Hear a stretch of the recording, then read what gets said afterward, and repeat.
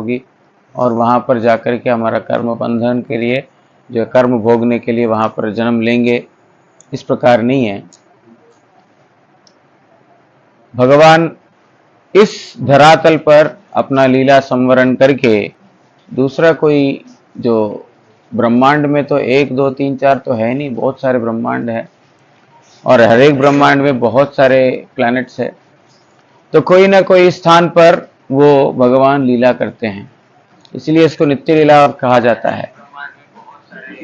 नित्य लीला मतलब जो चेतन चरितामृत में एक उदाहरण बताया गया है, आलात चक्र।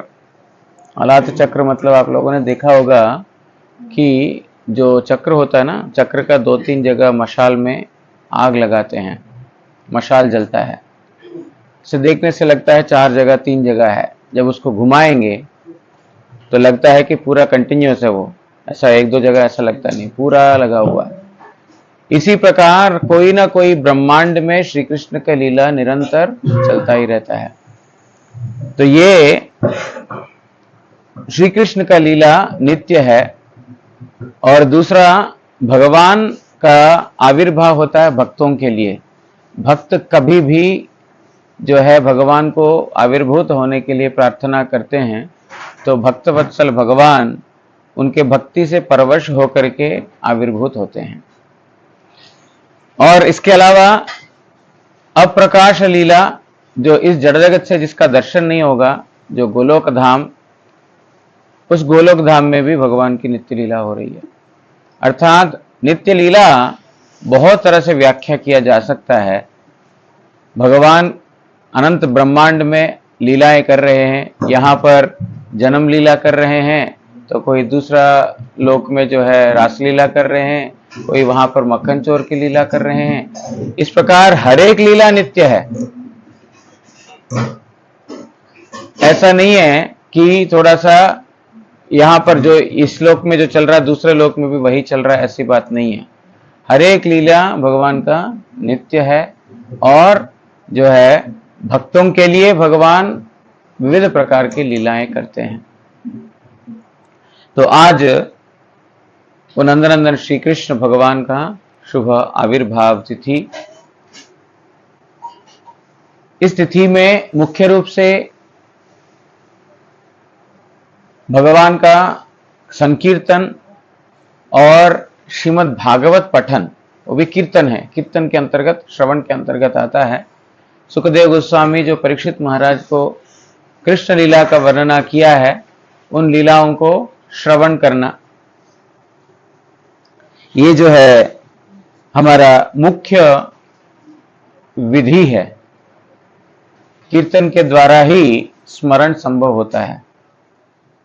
हम निरंतर कृष्ण को स्मरण करना चाहते हैं, वो कीर्तन नहीं किया ठीक से तो फिर स्मरण नहीं होगा।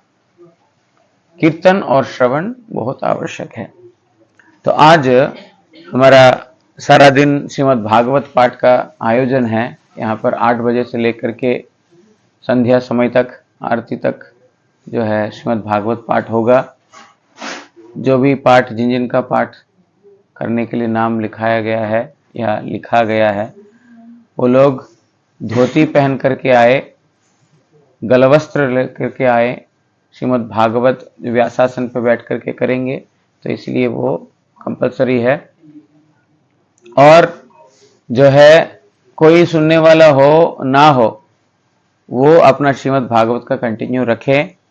और जो माता लोग, प्रभु लोग बाकी सेवाएं कर रहे हैं, कृपा करके थोड़ा कम आवाज में अथवा बिना आवाज का कर सके तो बहुत बढ़िया है, लेकिन सेवा के लिए कुछ करना पड़े तो थोड़ा सा ठीक है, लेकिन भागवत का अपमानना ना हो। जहाँ श्रीमद् भागवत पाठ हो रहा है वहाँ पर श्रवण करना चाहिए, ठीक है। सेवाएं करते करते श्रवण करें। माला को माला गातना है, फिर तोरण लगाना है, फिर हंडियाँ साफ करना है, बहुत सारे सेवाएं हैं आज।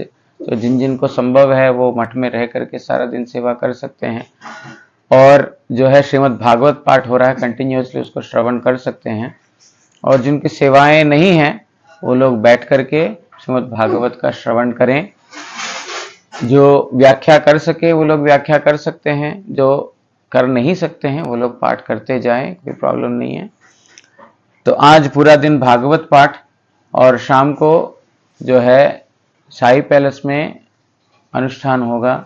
यहाँ पर बलराम, सुभद्रा, जगन्नाथ जी के विग्रह हैं, शालिग्राम भगवान हैं। यहाँ पर भी अभिषेक होगा। यहाँ पर भी जो जितने भोग हैं, 56 बोलना मुश्किल है, जितना भोग बनेगा उतने सारे भोग जो है यहाँ पर लग सकता है।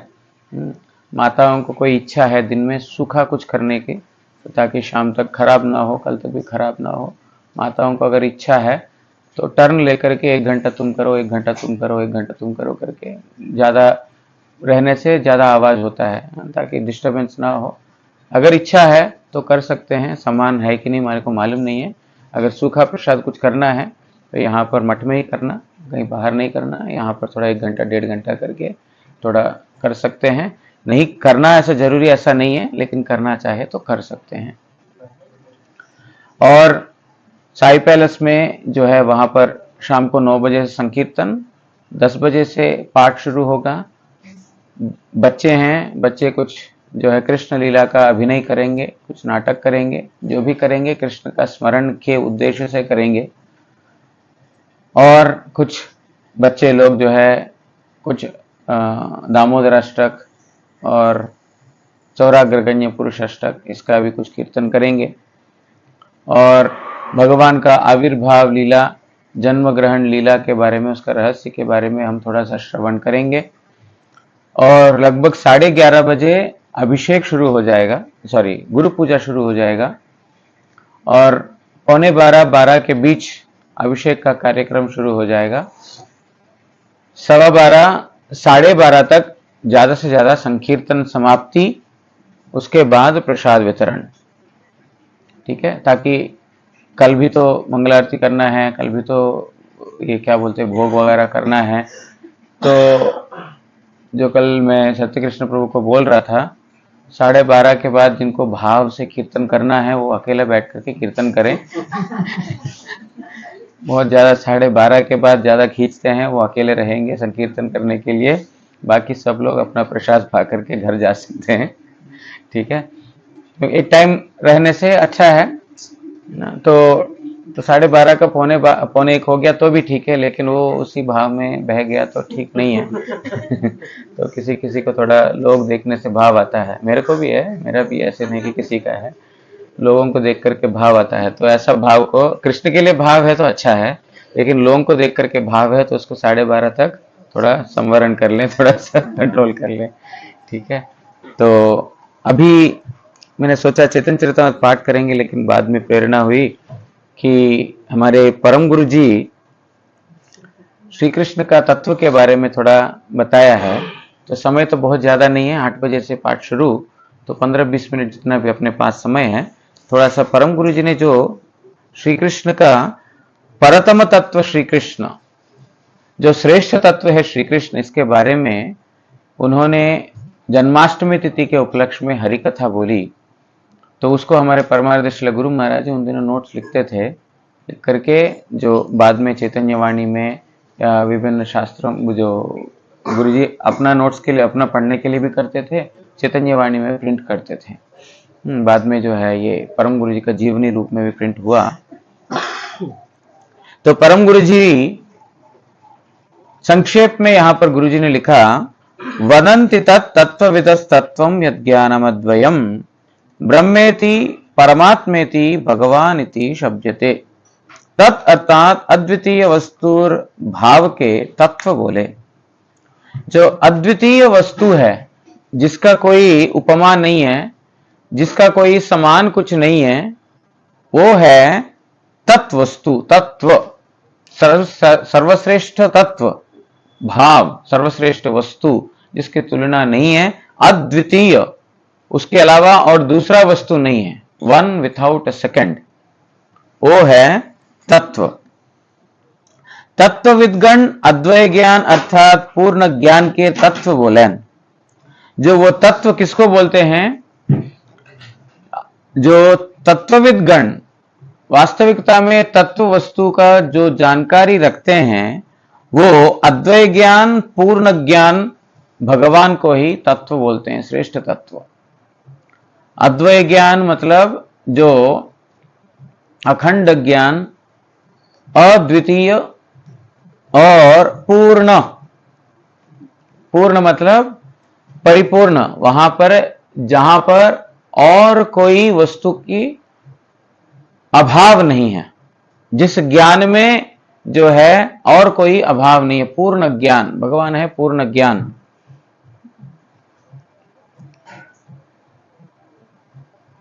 अद्वय ज्ञान ब्रह्म शब्द द्वारा, परमात्मा शब्द द्वारा और भगवान शब्द द्वारा कथित हन।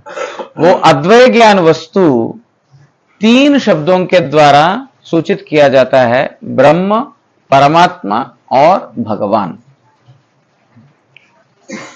पूर्ण ज्ञान एक, किंतु तार त्रिविध प्रतीति। वास्तविकता में पूर्ण ज्ञान एक ही वस्तु है, वस्तु एक ही है, लेकिन तीन रूप में प्रकाशित है अथवा तीन रूप में जाना जाता है, तीन नाम से जाना जाता है। क्या है? ब्रह्म प्रतीति, परमात्मा प्रतीति और भगवत प्रतीति। ब्रह्म रूप में प्रकाश, परमात्मा रूप में प्रकाश और भगवान रूप में प्रकाश। तीन प्रकार का जो प्रतीति है उस अद्वय ज्ञान तत्व, पूर्ण ज्ञान तत्व का। ब्रह्म भी पूर्ण ज्ञान है, परमात्मा पूर्ण ज्ञान है, भगवान भी पूर्ण ज्ञान है। प्रतीति एक नहीं है, लेकिन उसका जो प्रकाश, उसकी प्रतीति जो है एक नहीं है, तीन प्रकार है। ब्रह्म बृहत्वात् ब्रह्मणत्वात् च। ब्रह्म बृहत एवं सकल के पालन और वर्धन करें। ब्रह्म क्या है? बृहत्वात्, जो सर्वव्याप्त वस्तु है उसको बोलते हैं ब्रह्म। बृहत मतलब बड़ा, सब जगह व्याप्त। वही एक वस्तु, अद्वय ज्ञान वस्तु जो सब जगह व्याप्त है, बृहत है, उसको बोलते हैं ब्रह्म। जो इस शब्द का ज्ञान नहीं रहने से जो साधारण लोग बोलते हैं वही ब्रह्म है जी, वही विष्णु है जी, वही ये है जी, या तो वही ब्रह्म, वही परमात्मा, वही भगवान बोलते हैं। शब्द का ज्ञान, तत्व का ज्ञान नहीं रहने से इस प्रकार का होता है। जो कोई भी मुख में आया बोल देने से हरिकथा नहीं होता है। तत्व ज्ञान होना जरूरी है, शब्दार्थ का ज्ञान होना जरूरी है। इसलिए जो शास्त्रों को यहां पर प्रमाण देते हुए परमार्थ परम गुरु महाराज जी वो इस शब्द का अर्थ बता रहे हैं। जो बृहत्वात्, जो बृहत वस्तु है, सब जगह व्याप्त है, उसको बोलते हैं ब्रह्म। एक ब्रह्म है, एक ब्रह्मा जी है, ये दोनों अलग है। ब्रह्मा जी है जो सृष्टिकर्ता ब्रह्मा जी, ब्रह्म वस्तु है जो अद्वय ज्ञान, जो श्री कृष्ण अद्वय ज्ञान, उसका एक प्रतीति है। जैसा एक सूर्य है, सूर्य की रोशनी है, सूर्य के किरण है।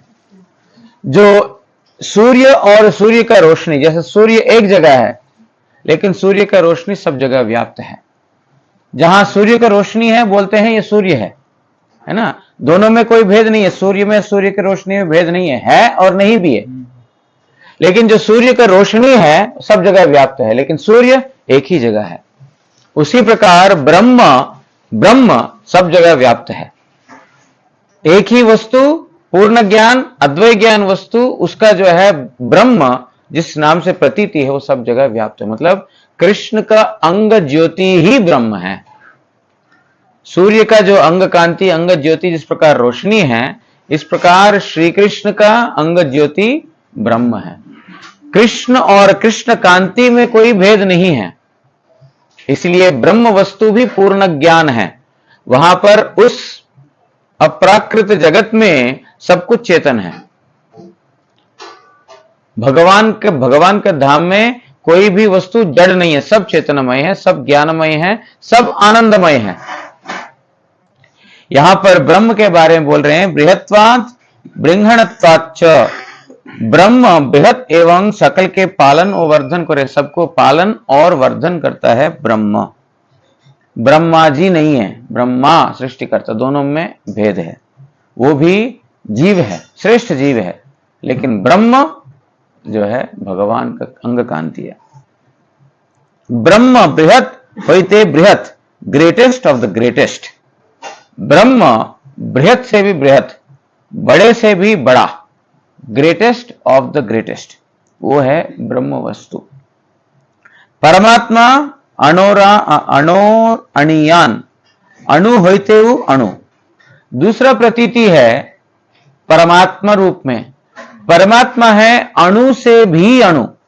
ब्रह्म मतलब बृहत से भी बृहत, सब जगह व्याप्त है, सब जगह विस्तारित है। और दूसरा है परमाणु रूप में, अणु रूप में है वो परमात्मा, सब प्राणियों के अंतर्गत परमात्मा के रूप में विराजमान है अणु रूप में।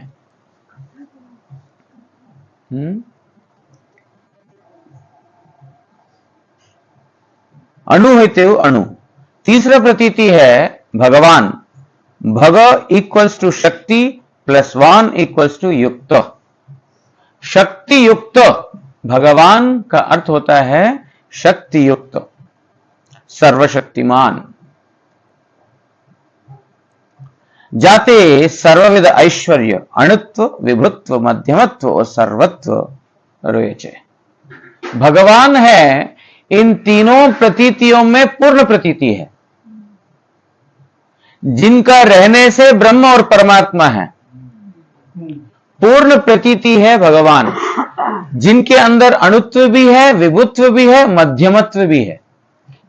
अणुत्व मतलब वो छोटे से छोटा बन सकते हैं, विभुत्व मतलब सर्व जगह व्याप्त हो सकते हैं, मध्यमत्व मतलब एक हमारे जैसा एक आकार लेकर के एक मनुष्य के रूप में हो, या तो एक जानवर के रूप में हो, एक मछली के रूप में हो, वराह के रूप में हो, एक मध्यमत्व। मध्यमत्व मतलब एक आकार ग्रहण करके जिसका जो लंबा चौड़ा इत्यादि जो नाप कर सकते हैं, ऐसा वाला एक शरीर भगवान का नहीं कर सकते, लेकिन एक वपु जो मध्यमत्व बोलते हैं। अणु भी नहीं है, छोटा भी नहीं है जो आंखों से नजर नहीं आता, विभू भी नहीं है जो आंखों से नजर नहीं आता, मध्यमत्व है जो दर्शन कर सकते हैं और साधारण मनुष्य जैसा और साधारण एक प्राणी के जैसा जो लीला करते हैं, लेकिन जिनके अंदर ये तीनों पूर्ण मात्रा में हैं।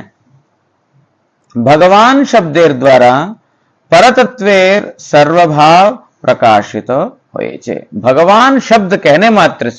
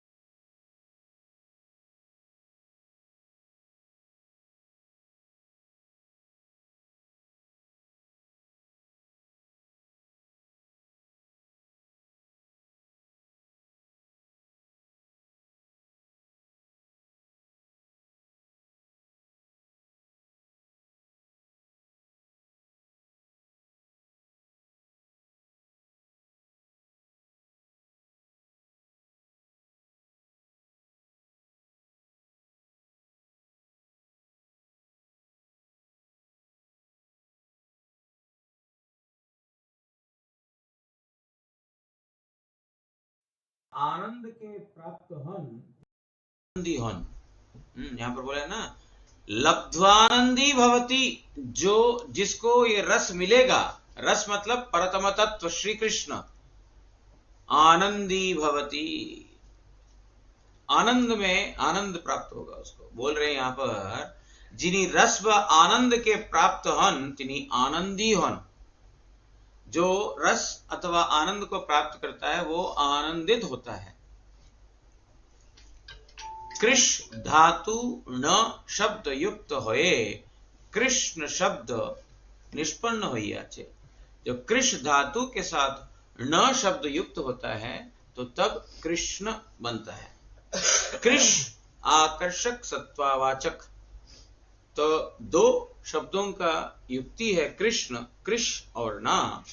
तो कृष क्या बोल रहे हैं, आकर्षक सत्वावाचक, जो आकर्षित करने वाला है वो कृष है, उस सत्ता को सूचित करता है कृष शब्द। न आनंदवाचक, जे सत्ता आनंदमय ताके कृष्ण बोले, और न आनंदवाचक है। कृष जैसा आकर्षक वाचक है, आकर्षक सत्ता, जो आकर्षण करने की जो शक्ति, वो कृष वाचक है, और न जो है आनंदवाचक है। कृष्ण एक साथ मिलकर के बोल रहे हैं आनंदमय, जो आनंदमय वस्तु है उसको कृष्ण कहा जाता है। उपनिषदेर सह शब्देर द्वारा कृष्ण उद्दिष्ट होइयाचे। उपनिषदों में सह, यहां पर बताया गया ना, रसो वही सह, सह किसको बोल रहे हैं, कृष्ण को उद्देश्य किया गया है। सह यहां पर कोई इट नहीं है, कोई वस्तु नहीं है, ब्रह्म नहीं है। सह मतलब जो पुरुष है उसको सह उपनिषदों में बताया, लेकिन जो ठीक से इसका जिसका ज्ञान नहीं है, इन उपनिषदों की व्याख्या जो है ब्रह्म जो है पूर्ण आनंदमय होते हैं। ब्रह्म पूर्ण आनंदमय नहीं है, पूर्ण आनंद जो भगवान में ही है।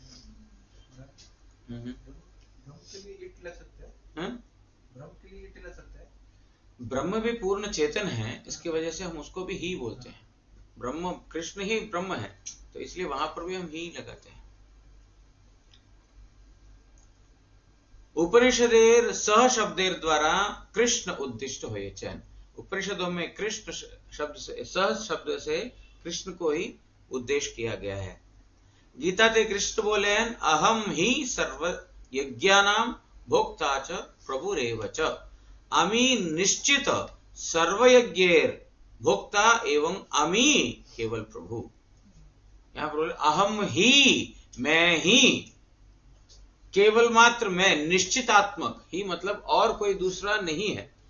अहम ही सर्वयज्ञानम, मैं ही निश्चित रूप से सभी यज्ञों का भोक्ता, और केवल मात्र मैं ही प्रभु हूं। यही दोनों के लिए लगता है, मैं ही प्रभु हूं, मैं ही भोक्ता हूं, दूसरा और कोई व्यक्ति नहीं है। एकला ईश्वर कृष्ण आन सब भृत्य, जारे जैचे नाचाए से तैचे करे नृत्य। केवल मात्र श्री कृष्ण ही एकमात्र ईश्वर है, बाकी जितने भी है सब उनके सेवक हैं। जितने भी है XYZ, अभी तुम्हें सर्वेश्वर ईश्वर कृष्ण अभी कीर्तन किया, ब्रह्मा है, विष्णु है, शिव है, माया है, जितने भी है वो सारे के सारे कृष्ण के अधीन है। कृष्ण के अधीन तत्व है ये सारे, उनके अधीन होकर के उनके आदेश के अनुसार तुम्हार इच्छा मतो, तुम्हारे इच्छा से सृष्टि, पालन, लय इत्यादि सब जितने भी विष्णु तत्व है, वो सब कृष्ण के दास ही हैं। बलराम जी भी कृष्ण के दास हैं, सभी दास। एकला ईश्वर कृष्ण, इसलिए बताया कृष्ण ही एकमात्र भोक्ता। उन्होंने अपना लीला विस्तार करने के लिए बहुत रूप में विस्तृत हुए हैं, जैसे धाम, परिकर इत्यादि के रूप में, लेकिन वो है ईश्वर अकेला, केवल मात्र एकमात्र भोक्ता। जिसको जैसे नचाते हैं वो वैसे नृत्य करते हैं, नाचते हैं। मतलब जो सृष्टि के लिए बताया वो सृष्टि का, जो सृजन के लिए क्या संहार के लिए संहार इत्यादि, जिसको जैसे नचाते हैं वो वैसा नाचते हैं। ब्रह्मणो ही प्रतिष्ठाहम अमृतस्याव्ययस्य च शाश्वतस्य च धर्मस्य सुखस्यैकान्तिकस्य च। गीता का श्लोक बता रहे हैं, ज्ञानिदिगेर चरम प्राप्य निर्विशेष ब्रह्मेरु कारण कृष्ण ब्रह्मणो ही प्रतिष्ठा। जो ब्रह्म वस्तु का प्रतिष्ठित मैंने ही किया, मतलब ब्रह्म मेरे से ही प्रकाशित है। अमृतस्य अव्ययस्य, वो अमृत है। अमृत मतलब मरण से श्रेष्ठ, जिसकी मृत्यु नहीं है, अमर अमृत। मृत मतलब होता है संस्कृत का अर्थ मरना, अमृत मतलब मरण जिसका नहीं है। ब्रह्म नित्य वस्तु है। अमृतस्य अव्ययस्य, अव्यय मतलब कभी भी खत्म नहीं होता, कम नहीं होता। शाश्वतस्य, और वो शाश्वत है, ये शरीर के जैसा खत्म नहीं होगा। और धर्मस्य सुखस्य एकांतिकस्य च, एकांतिक सुख, परम सुख उसी ब्रह्म में है। कौन सा ब्रह्म? जिस ब्रह्म को मैंने प्रतिष्ठा किया, तो भगवान श्री कृष्ण। एकमात्र सुख वहीं पर है। जो सुख ढूंढते हैं हम लोग, ये सब जगह पे नहीं है, केवल मात्र वो भगवान में ही है। स्वयं भगवान गीता में बात बोल रहे हैं। ब्रह्म तरल आनंद, कृष्ण घनीभूत आनंद स्वरूप। दोनों के बीच में फर्क क्या है? एक तरल आनंद है, एक घनीभूत आनंद है। तरल आनंद मतलब क्या है? जैसे गन्ने से गन्ने का रस निकाला, तरल आनंद, वो एक क्या बोलते हैं, एक लिक्विड फॉर्म में है। और दूसरा घनीभूत आनंद, जिसको पका करके शुगर का क्रिस्टल बनाते हैं, पूरा कंडेंस्ड फॉर्म, घनीभूत स्वरूप, वो है श्री कृष्ण। एक तरल आनंद, एक घनीभूत आनंद, दोनों आनंद है, लेकिन क्वांटिटी का फर्क है। कृष्ण अखिल रसामृत मूर्ति, सभी रसों का मूर्ति है। जितने भी रस है, सभी रस पूर्ण मात्रा में श्री कृष्ण के अंदर है। भगवानेर अनंत स्वरूपेर मध्य कृष्ण स्वरूप सर्वोत्तम। भगवान के बहुत स्वरूप है, उन सभी स्वरूपों में श्री कृष्ण स्वरूप उत्तम स्वरूप है। जैसे वराह है, नृसिंह है, वामन है, राम है, बहुत सारे हैं, परशुराम, कल्कि इत्यादि भगवान के ही सारे रूप हैं। लेकिन सभी स्वरूपों में श्रेष्ठ स्वरूप है श्री कृष्ण। जार भगवत्ता होते अन्येर भगवत्ता। भगवान श्री कृष्ण की भगवत्ता से ही अथवा उनकी शक्ति के द्वारा ही बाकी सब जितने भी भगवान के अंश हैं वो सारे भगवत्ता प्राप्त हुए हैं। इसीलिए यहां पर बोल रहे हैं कि सभी जितने भी स्वरूप हैं भगवान के, सभी स्वरूपों में कृष्ण स्वरूप श्रेष्ठ स्वरूप है। कृष्ण समस्त अवतारेर कारण, अवतारी जितने भी अवतारे, सभी अवतारों का कारण है, इसलिए उसको बताया गया है अवतारी, fountain head of all incarnations, जहां से जितने भी अवतार हैं आते हैं, अवतरित होते हैं। एतेजां सकला पुंसः कृष्णस्तु भगवान स्वयं इंद्रारी व्याकुलम लोकम मृडयन्ति युगे युगे। भागवत प्रथम स्कंद से बता रहे हैं। एतेच अंश कला, वेदव्यास मुनि मत्स्य, कूर्म, राम, नृसिंह आदि अवतारेर कथा बोले, परे बोलছেন এরা কেউ কৃষ্ণের अंश, কেউ বা কলা। कृष्णेर अंशांश, किंतु कृष्ण स्वयं भगवान। वेदव्यास मुनि ने भगवान के विभिन्न अवतारों का नाम उल्लेख किया। नाम उल्लेख करने के बाद मत्स्य, कूर्म, राम इत्यादि जितने भी है करने के बाद बोलते हैं एतेच अंश कला। ये सब या तो अंश है नहीं तो कला है। कला मतलब अंश के अंश, अंशांश को कला बोलते हैं। अब अंश बोलने से हम लोगों को लगता है कि जो एक फल है, फल का अंश, एक कोई एप्पल है, केला है, केला का अंश, अंश मतलब उसका कोई एक टुकड़ा, पार्ट। तो केला और केले का अंश एक ही है। यहां पर हमारे यहां पर जड़ जगत में जो अंश जो है, जो पूर्ण वस्तु से भिन्न है ऐसा नहीं है, वो एक ही है। सब पूर्ण है, मत्स्य भी पूर्ण है, वराह भी पूर्ण है, राम भी पूर्ण है। रस में भेद है केवल मात्र, लेकिन पूर्ण तत्व है, पूर्ण सत, पूर्ण चित, पूर्ण आनंद स्वरूप है सभी के सभी।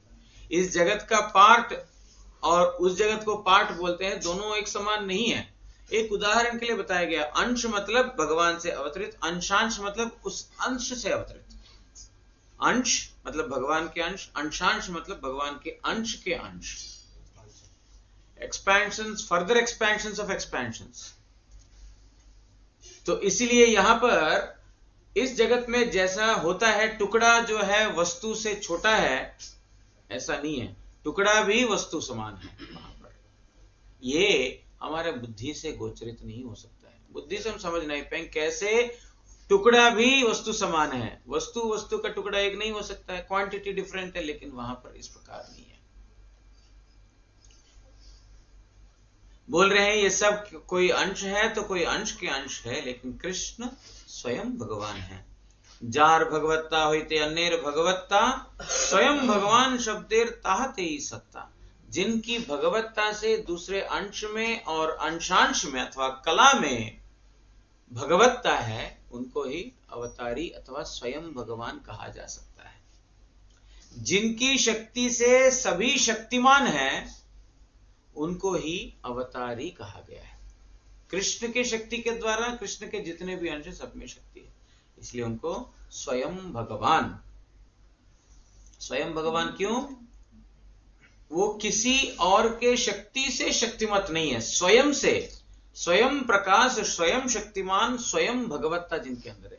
लेकिन जितने भी अवतार हैं कृष्ण के द्वारा प्रदान किया गया, इसलिए स्वयं भगवान नहीं है। भगवान है वो सब, स्वयं भगवान केवल मात्र श्री कृष्ण ही है। ये हेतु नंदनंदन श्री कृष्ण के श्री चैतन्य महाप्रभु परतम तत्व व सर्वोत्तम आराध्य बोले च। श्री कृष्ण सर्वश्रेष्ठ है। उन श्री कृष्ण में भी नंदनंदन श्री कृष्ण आराध्यो भगवान ब्रजेश तनयाम। जो ब्रजेश तनय, ब्रजेश मतलब नंद महाराज, ब्रज के ईश्वर नंद महाराज, तनय उनका पुत्र, हमारा आराध्य वो है। नंदनंदन श्री कृष्ण में सभी रस पूर्ण मात्रा में है। जो उनके अंदर ऐश्वर्य से श्रेष्ठ है माधुर्य, वो माधुर्यमय जो जितने भी रस है भगवान श्री कृष्ण में है। इसीलिए नंदनंदन श्री कृष्ण है परतम तत्व। इस प्रकार परतम तत्व कौन है? वो श्री कृष्ण, वो भी नंदनंदन श्री कृष्ण है। इस प्रकार जो है परम गुरु महाराज जी ने तो संक्षेप में लिखा है। परम गुरु जी का यहाँ पर 1 घंटा का प्रवचन है, लेकिन परम गुरु जी ने संक्षेप में ये सब चीजों को दिया। तो आज यहाँ पर विश्राम देते हैं, हरिहराय नमः कृष्ण करके इसके बाद से जो है पाठ आरंभ करेंगे भागवत का।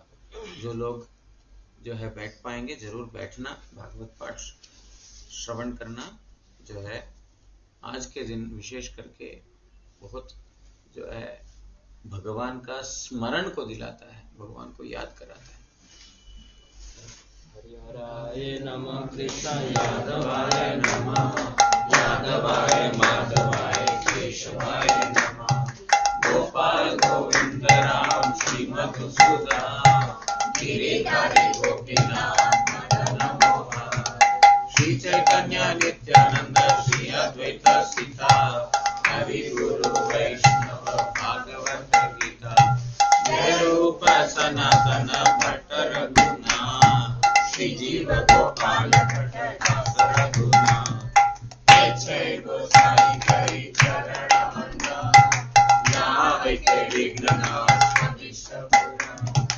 हे चाय गोसाइया मोहि तारदास आसवार पद रेणु मोर पंचग्रा नादेर चरण से भक्त समेवास जन्म नोई हे अभिलाष हे चाय गोसाई जपे ब्रज कोइलावा राधा कृष्ण नित्य लीला लीला प्रकार आनंद बोलो हरि भज वृंदावन श्री गुरु वैष्णव पदे मजरिया श्री गुरु वैष्णव पाद पद्म परिया नाम संकीर्तन करे नरोत्तम दास इतो न सिंहा परतो न सिंहा यतो यतो यमितो न सिंहा बाहिर न सिंहा हृदय न सिंहा नरसिंहमानि शरणं प्रपद्ये नमस्ते नरसिंहाय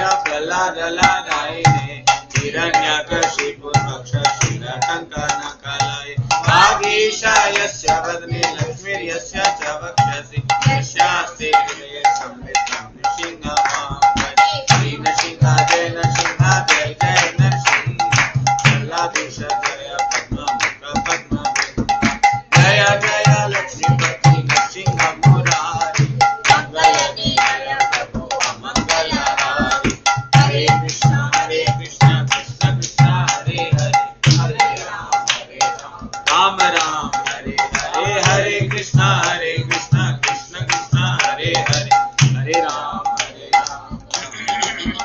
हरे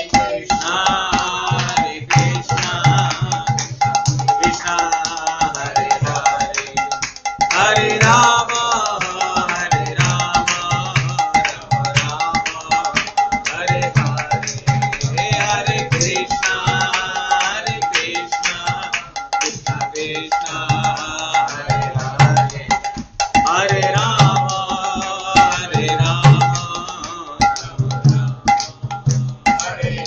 नित्य गौर हरि बोल हरि बोल हरि बोल हरि बोल नित्य गौर हरि बोल हरि बोल हरि बोल हरि बोल गौर हरि बोल हरि बोल हरि बोल हरि बोल गौर हरि बोल हरि बोल हरि बोल हरि बोल गुरु गौरांग गंधर्विका गिरिधारी श्री राधा मदन मोहन पंचतत्वात्मक श्री गौर हरि की जय। परमाराध्यतम पतित पावन स्तोत्र सत श्री श्रीमद् भक्ति वल्लभ तीर्थ गोस्वामी श्री गुरु महाराज की जय।